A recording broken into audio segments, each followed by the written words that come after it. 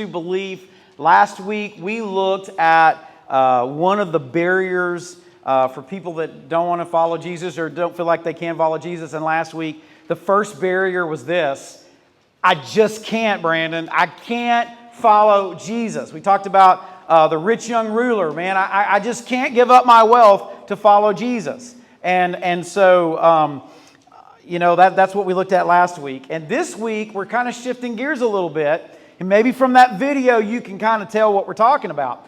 We're talking about another barrier. And this is becoming a more and more common barrier, even in the Bible Belt, even in the South, even among people within the church that grew up in church. And it's the barrier for them to really believe in Jesus and follow Jesus isn't that I can't, it's I won't. I'm not doing it. It's a bunch of junk. I completely reject Christianity. I think the Bible's just a bunch of made-up stuff.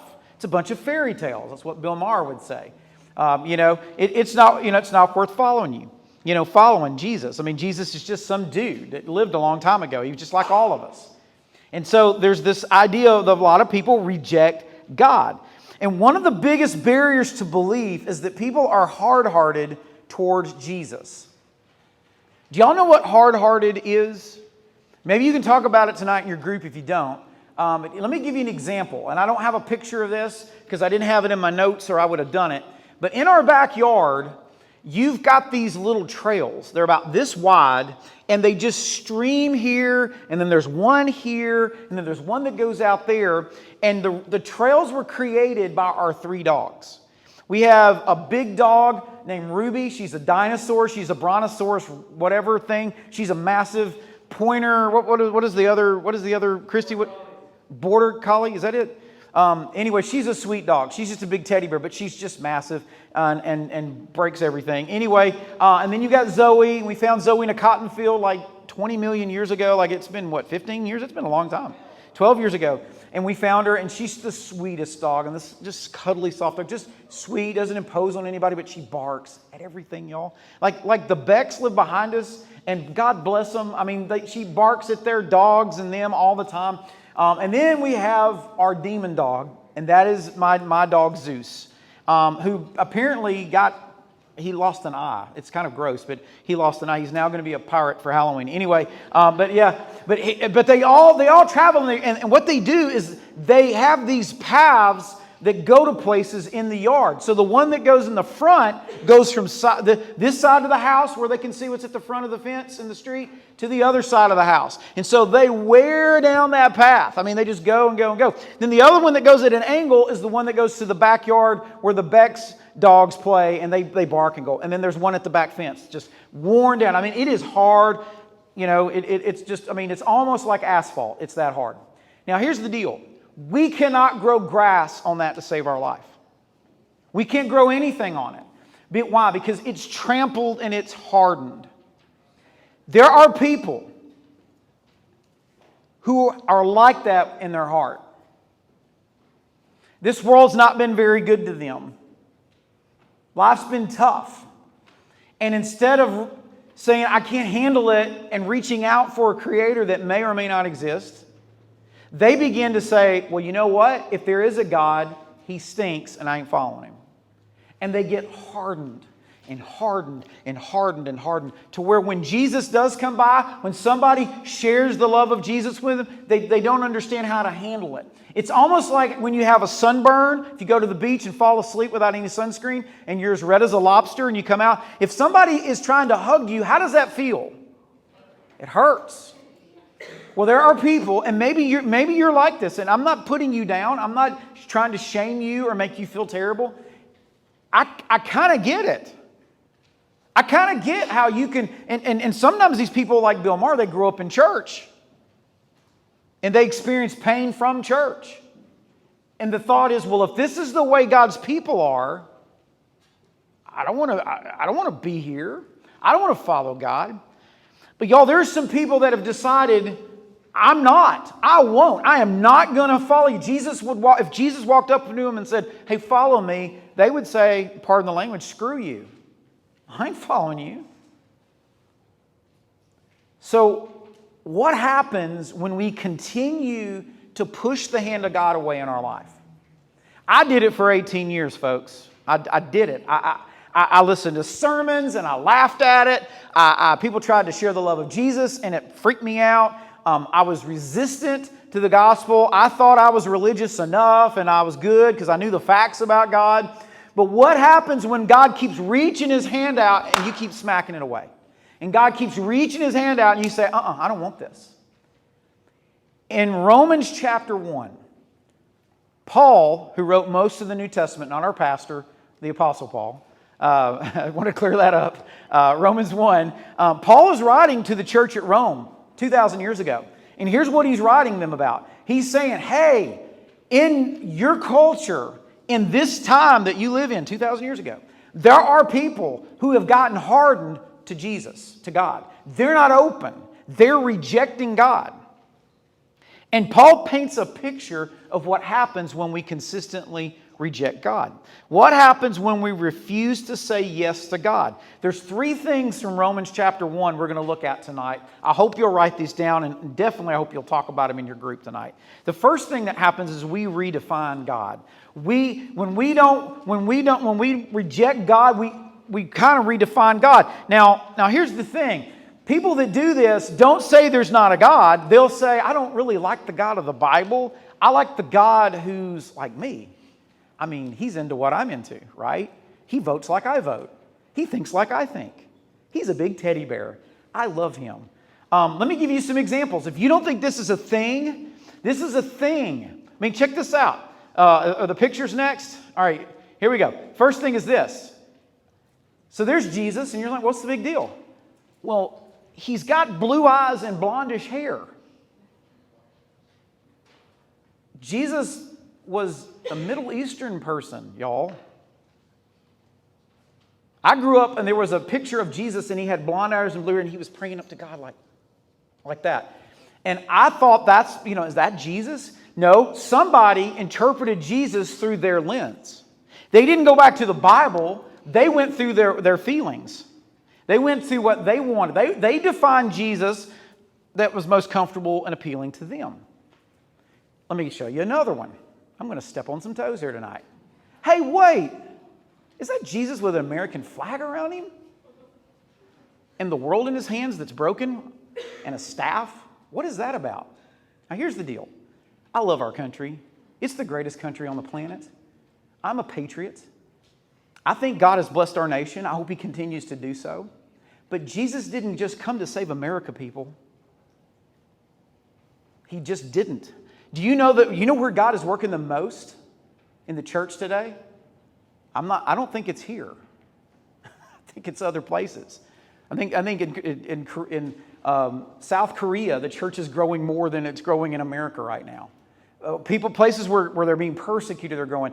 I'm not saying Jesus doesn't love America. Sure He does. But y'all, He's for the whole world. But see, we see Him through our lens. We want to make Him fit that's more comfortable to us. Because if we really get into the Bible and study who Jesus is, man, I just don't know that I like that.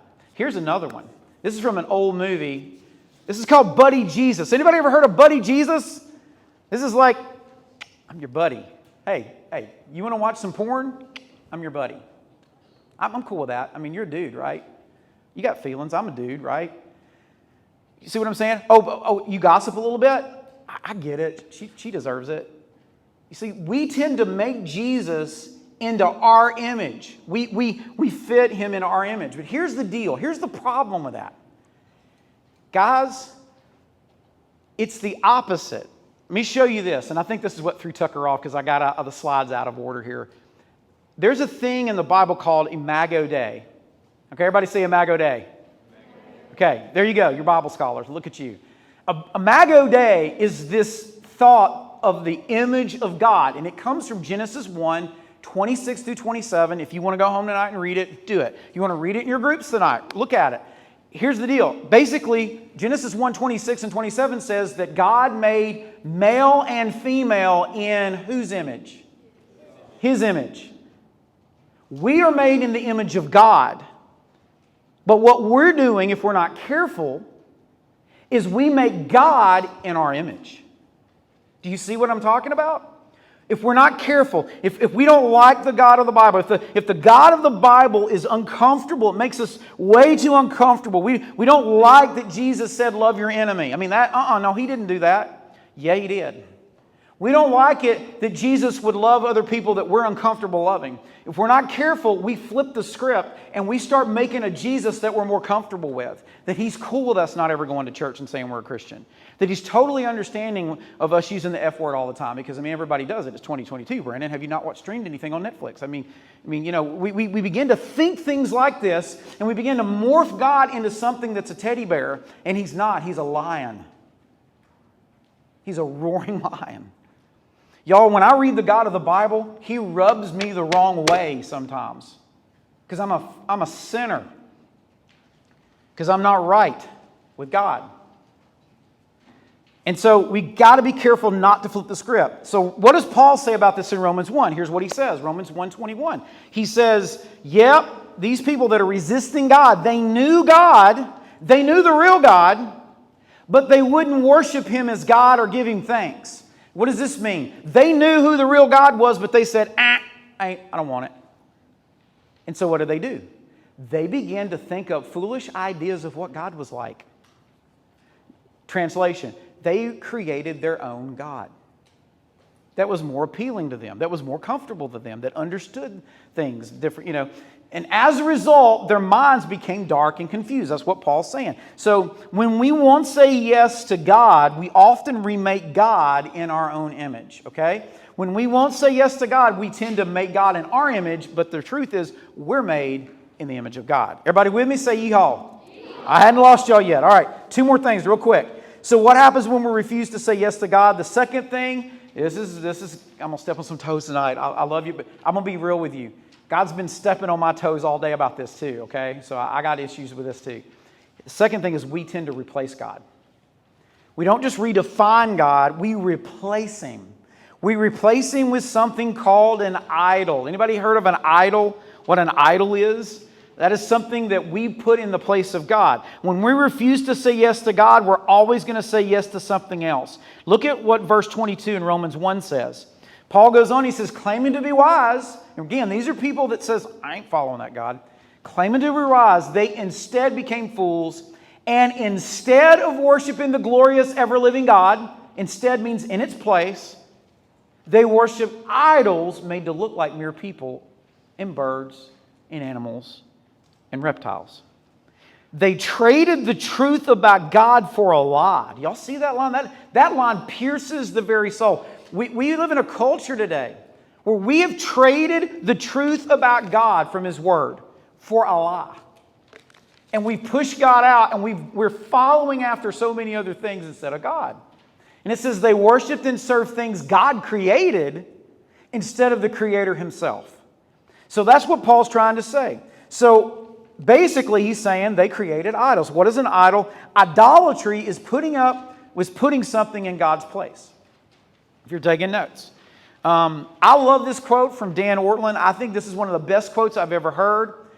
Idolatry is the folly of asking a gift to be the giver. Okay, think about that. Idolatry is you take a good thing in your life. Idolatry is not necessarily evil. It's a good thing. An activity, a person, a thing. And we begin to it's a gift that God, you have in your life, and you begin to make it the God of your life. And the problem with that is, and the reason God doesn't like this is because that thing will never fulfill you like God can. You will never get contentment in your heart from that thing. You're like, oh, shoot, if I got that car, Brandon, oh my gosh, I'd be content. You would for a while, but then you'd need new radio in it and maybe tires, and you want to do this and do that to it, and then eventually you get tired of it and want to trade it in, or it break down, and and you see how it works. I mean, we just get sucked into this. When you refuse to follow God, we tend to create a God to follow. When we say, God, I don't want to follow you, we tend to create something else that we follow. And I believe that's what's happening today. That's what I am seeing in the church in America today, where lots of people are good people. They're not bad people, but their lives are so distracted that they don't follow God. If God came to them in a dream and said, come follow me, they would figure out a way not to, because they don't have time, they don't have room, their hearts are somewhere else. Y'all are going to talk in your group tonight about the idols teenagers have. Don't say it out loud, but does anybody, if you can think of an idol that teenagers have, would you raise your hand? Okay, you're trekking with me. I'm just making sure. All right, you talk about it in your groups. Here's the deal. That idol's never going to fill the hole in your heart. Blaise Pascal, okay? By the way, check out Blaise Pascal. This is his Instagram. He's a French mathematician. He's a physicist, inventor, philosopher, writer, and Catholic theologian. And I think he also works at Colton's, all right? So, yeah, he does a lot. He's a busy dude, okay? Anyway, he's an awesome guy. But here's what Blaise Pascal said. Look at this quote. There is a God-shaped vacuum in the heart of every man, which cannot be filled by any created thing, #idol, but only by God, the Creator, made known through Jesus. He's saying there's a God-shaped hole in your heart that maybe you've been trying to fill it with something else, and it never quite works. You still are looking for something more. I had a friend one time that got into drugs, and he got into drugs because he had hurt in his life. Yeah, he did it to fit in, but it was hurt in his life. And he got into drinking and drugs to honestly fill a hole, to make him feel better. And the problem with drugs is you might feel good for a second, especially right when you first do drugs, but it never quite satisfies like before. And you end up wanting more, and you end up wanting more. And the next thing you know, you're going over here, and you're wanting this more, and you're running over here to this thing, and you're going over here to that thing. And I've never done drugs, but I will tell you, I have done that in my life. I have run over to this thing, thinking if I could just buy this, if I could just have this, man, my life would be so much better. And then I get it, and my life isn't better. It's worse. You have to be careful. That thing in your heart, that hole in your heart, is never going to be satisfied with anything but Jesus. So put Him first. Make Him the God of your life, and let all these other things take a backseat to Him. And I'm telling you, He'll change your life. So when we won't say yes to God, we always say yes to something else. Okay? So remember that. You may not have thought of it, but we are. That's the way we work. Okay? So what happens when we refuse to say yes to God? We redefine God, make Him into something we can tolerate or cuddle up to, fits our image. We replace God. We worship an idol, a thing that's created instead of the Creator. And the last thing is this. When we refuse to say yes to God, this is real extreme, but again, I'm seeing more and more of this. I run into teenagers in our town that have told me this before.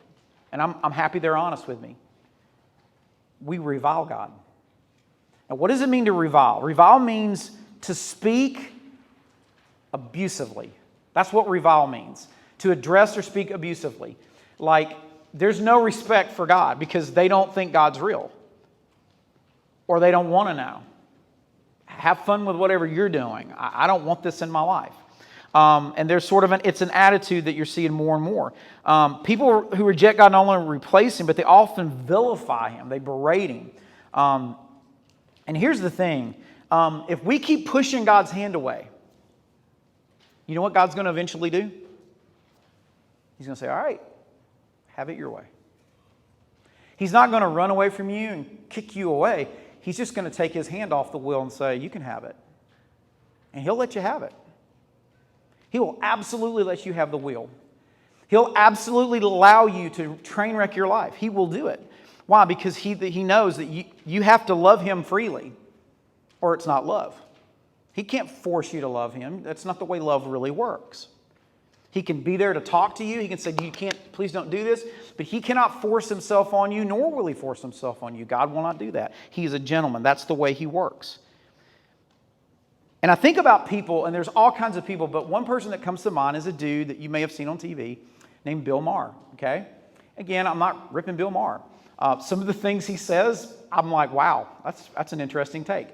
But Bill does not believe God's real, or any God, by the way. It's not just Christianity, it's all religion. All religion is dumb and stupid. I'm going to read a few of his quotes. Some of you just need to know kind of where he's coming from, because this is a heart that's, again, just thinks this is all stupid and a waste of time. Look at this quote. Religion is the ultimate hustle. Why can't God just defeat the devil? Why can't he just defeat the devil? In the same reason a comic book character can't defeat his nemesis, then there's no story.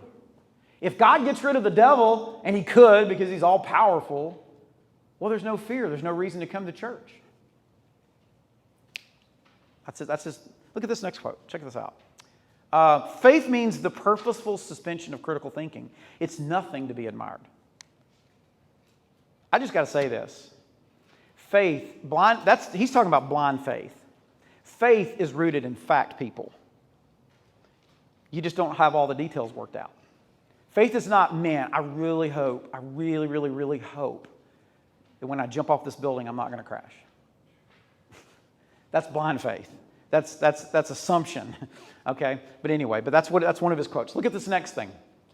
Religion is dangerous because it allows human beings who don't have all the answers to think that they do. As a minister, I'm going to tell you I do not have all the answers. I have some of them.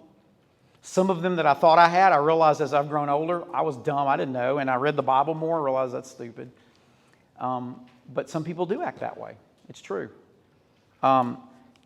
Look at what Paul says in Romans chapter 1 to people who revile against God. So you keep pushing God's hand away. It says, they thought it foolish to acknowledge God, so God abandoned them. Remember what I told you? Push God's hand. He'll say, all right, I'll abandon you. I'll back away. I'll let you have the wheel. And God let them abandon them to their foolish thinking. He gave them the steering wheel. Let them do things that should never be done. Their lives became full of every kind of wickedness, sin, greed, hate, envy, murder, quarreling, deception, malicious behavior, and gossip. They're backstabbers, haters of God. You might want to underline that. Insolent, proud, boastful. They invent new ways of sinning. Man, isn't that happening all the time? They disobey their parents. Paul threw that in there too. So I don't know what that has to do with you, but you think about your parents. But anyway, so what does that mean? That means if you keep pushing God's hand away, eventually He's just going to say, "All right." So the bottom line is this: when we consistently push God away, He'll eventually give us what we want. That's what He'll do. He will give you what you want. I want to close with this story. In a verse and a challenge to you guys, okay? So listen, everybody look up here for a minute. This is my Grandpa Claude. I never met him. He died when he was 40, I think 45, 47. Died of a massive heart attack. He was a farmer for most of his life, and he is standing by the only tractor he ever bought brand new.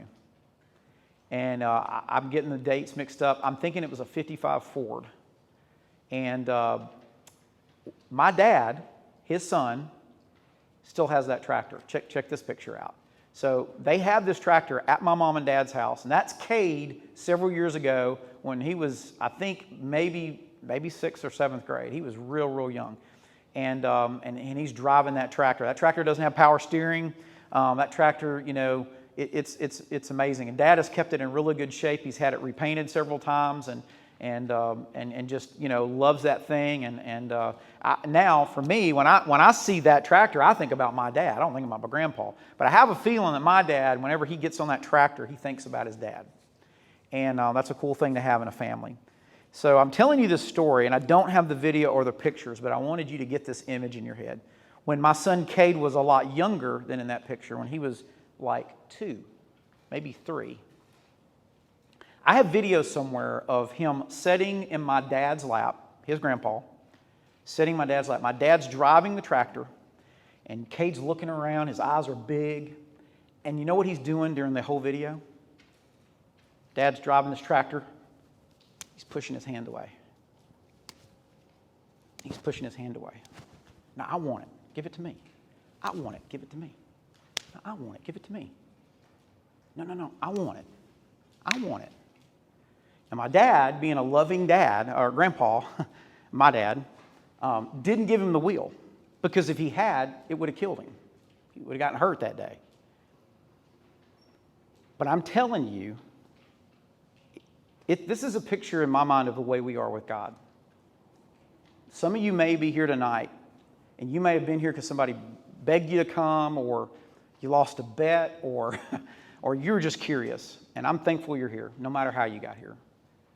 But maybe God's been knocking on your heart, and you've been saying, nope, nope, not today.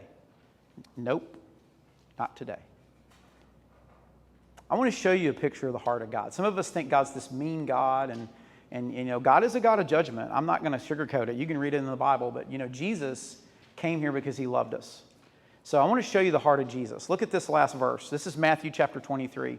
Jesus is standing in front of Jerusalem. He's about to die in a few days. He knows it.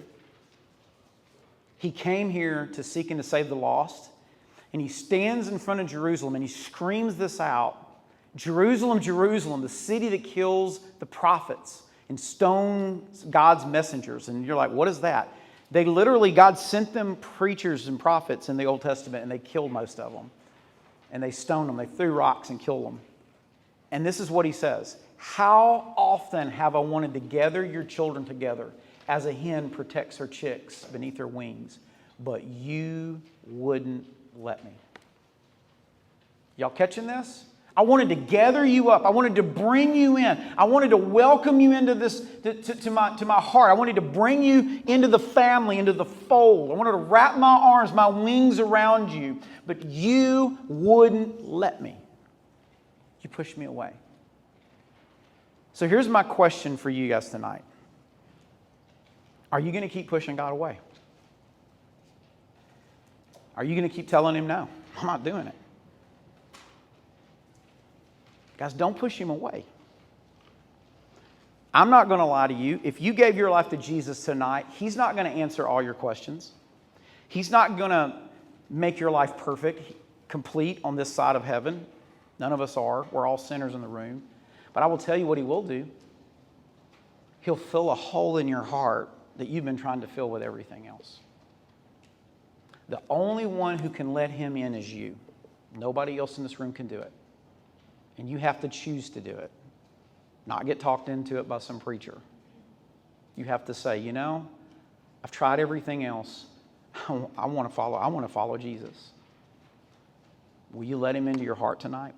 Let's bow our heads in our hearts for just a minute. We're going to have a very short time of response tonight.